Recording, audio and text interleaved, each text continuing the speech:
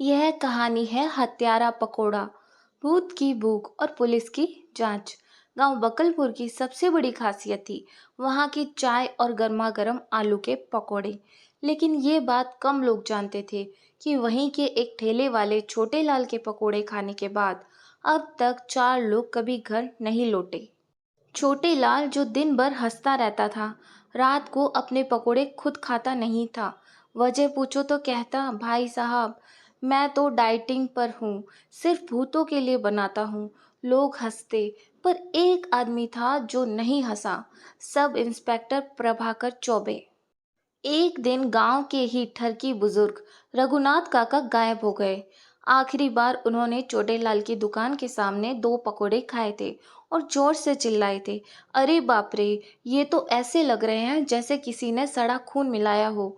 फिर वो हंसते हुए जंगल की ओर चले गए और उसके बाद कभी वापस नहीं आए। पुलिस केस बना। प्रभाकर चौबे आए, पर ये पुलिस वाले थोड़े अलग थे। वो खुद भूत प्रेमी थे। कहते थे मर्डर भले न पकड़ पाऊं, भूत जरूर पकड़ूंगा। उन्होंने रात को छोटे लाल की दुकान पर गुपचुप कैमरा लगवा दिया। रात के 2 बजे कैमरे में एक सफेद साया आता दिखा। वो आता है, 3 पकोड़े उठाता है, हवा में गोल गोल घूमते हैं और अचानक गायब हो जाते हैं। और उसके बाद जो चीज दिखी उसने प्रभाकर के होश उड़ा दिए। छोटेलाल दुकान के पीछे जाकर एक मिट्टी की कब्र से बात कर रहा था।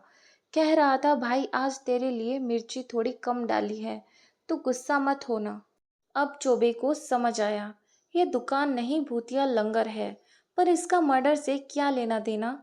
तब सामने आया गांव की पुरानी सीसीटीवी फुटेज, जिसमें दिखा कि चारों गायब लोग रात को दुकान से पकोड़े लेकर जंगल की ओर गए और कभी नहीं लौटे। चोबे ने खुद एक योजना बनाई।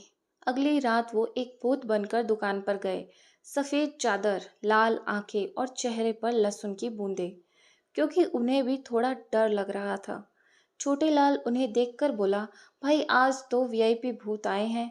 और उसने स्पेशल पकौड़े निकाले, ब्लैक मिर्च एंड बलून कचौड़ी।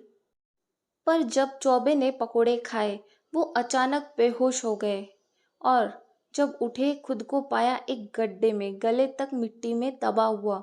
सामने छोटेलाल बोला, अब आप भी दुकान के ब्रांड एम्बेसडर बनोगे, हमेशा के लिए। लेकिन तभी चौबे ने जेब से भूतिया बॉडी कैम निकाला, जो लाइव फीड पुलिस चौकी भेज रहा था, और अगले ही पल पुलिस वाले पहुंच गए।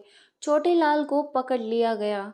रहस्य खुला, छोटेलाल असल में एक सीरियल किलर था, जो हर महीने किसी न किसी को मारकर उसकी राख पकोड़ों में मिलाता था और कहता, भूत तभी संतुष्ट होंगे जब अपना हिस्सा खाएं।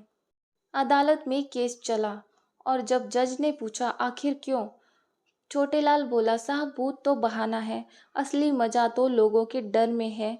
अब छोटेलाल जेल में है, लेकिन बकलपुर के पकोड़े आज भी मशहूर हैं। पर गांव वाले अब सिर्फ आंख बंद कर खाते हैं, ताकि भूत अगर पास भी हो तो उन्हें नजर ना आए। ये पार्ट फर्स्ट था। सेकंड पार्ट कल आएगा। कहानी कैसी लगी कमेंट बॉक्स में कमेंट करके बताएं और प्लीज़ मेरे चैनल को सब्सक्राइब करें। धन्यवाद।